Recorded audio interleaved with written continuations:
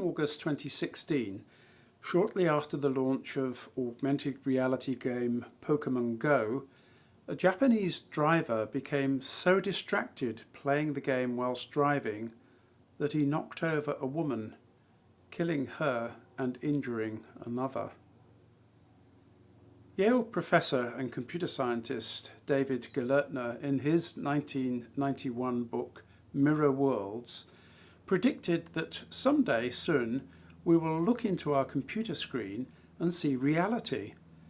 He was speaking of how software would create simulations of our world that would be updated by new data pouring in through cables, what he called a mirror world.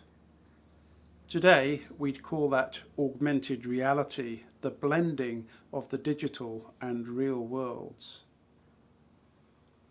In this study series, Masters or Slaves, AI and the Future of Humanity, we're exploring how AI is impacting what it means to be a human being made in God's likeness, and what we need to do to protect our ability to be faithful image bearers so that we can be masters rather than slaves of AI. On our journey to discover how AI is threatening our humanity and our ability to reflect God's image in us, we've looked at how it's stealing our minds and our relationships, stealing our privacy and freedom, and our moral responsibility. Last time we considered the threat to our jobs that AI presents and how this diminishes the dignity of work that God made and fitted us for. In this session, Mirror World or Reality, we come to the last of the 6 unique areas of our being that reflect what it means to be made in God's image, and that is our connectedness to the reality of what God has made that comes from our conscious soul, also made by God and in his likeness. We'll consider how our own creation of virtual realities and augmented realities, that is, virtual realities overlaid on the real world, could impinge on our consciousness of what is real and where that might lead.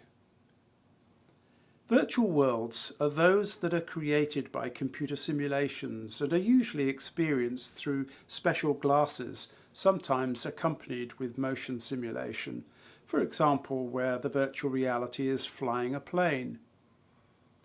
Virtual reality games will become business as the glasses are perfected, come down in price, and the virtual world becomes ever more realistic. Already we've seen in a previous session just how realistic digital humans can be. Augmented reality takes this idea a step further so that the computer-generated world is overlaid onto the real world. A practical example of this might be to overlay the internal structure of a jet engine onto an actual engine that an engineer is trying to service or repair. This avoids the engineer having to refer to a manual and allows them to focus on the engine itself. Or imagine a firefighter being able to learn how to put out a fire without ever being in danger from real flames and explosions. Bringing it closer to home, imagine seeing a piece of furniture projected into your own room without ever having to go to the store, even trying out different styles and colours. The goal of developers is to create a seamless experience, rather like those often portrayed in sci-fi movies. At first sight, it might be hard to imagine where the dangers might lie for us with this virtual and augmented reality, except perhaps the way in which children and even older people can become hooked on computer games. Virtual reality takes this to another level by being even more immersive, to the point when maybe we lose touch with reality. As more and more of our real world is digitized through a myriad of sensors connected to the databases of the Internet of Things, who will own the data? And will our privacy be even more compromised? Already Google Street Maps lets you see someone else's house and what car they had when the picture was taken. Imagine this sort of data being updated in real time from a host of sensors in your street, maybe even your own doorbell and security cameras. Home improvement company Who's reckons that shoppers are 11 times more likely to buy when they try an augmented reality service at home. The CEO of Electronic Arts, a big computer games producer, thinks that one of the main reasons that people engage with games is for social interaction. Yet this seems somewhat at odds with his view that our life is a video game. Can we really substitute virtual communities for real physical communities where we sit next to each other, walk and talk, do things together, or share a meal? Entertainment is a touchy area for Christians, but gaming and virtual reality are a slippery slope. While our children might enjoy playing a virtual game of football, wouldn't it be better for them to kick a real ball with friends and get some exercise? The very real danger, of course, is that an immersive experience that's fun at first rapidly becomes addictive without real discipline. We end up losing a huge amount of time and losing real relationships. The challenge of virtual worlds, even those that are augmented reality, is whether we'll end up being able to distinguish between what's real and what's fake. I am a metahuman, the next generation of digital human powered by Unreal Engine. Metahumans are high-fidelity digital characters created by you, the user, on our new content creation platform, MetaHuman Creator. This is just a glimpse of things to come. The more our simulated world looks like the real world, the more we'll treat it and its simulated people in the same way that we would the real world. We explored the evidence for this when we looked at the impact of personified digital assistants on human interaction in an earlier session.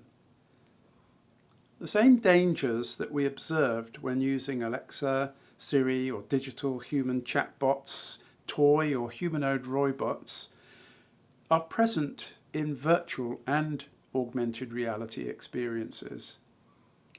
In addition, virtual worlds lay us open to manipulation, especially when used in applications like shopping. So the danger is that these virtual worlds become our real world, the place where we find ultimate meaning. Virtual worlds displace the real world that God made, and we can end up exalting this virtual world we've created, enthroning it, and by so doing, dethroning God. When we substitute a virtual world for the real world and become immersed in it, not only does it dethrone God, but it diminishes our humanity, ultimately affecting our health, as other addictions have demonstrated. It becomes nothing less than idolatry. Indeed, all the other application areas of AI share the same danger of fostering idolatry when we become dependent upon them, extol them, and credit them with a potency that belongs to God alone. When God commanded his people not to make images of him or anything in his creation, with a view to worshipping or revering them, he did so because he has already made an image of himself, and that is us. The hype and expectations surrounding AI and its application is in danger of giving rise to a generation that thinks that technological progress of humanity is unstoppable. Of course, it's true to say that AI technology is the product of our God-given creativity, but so are bricks and mortar.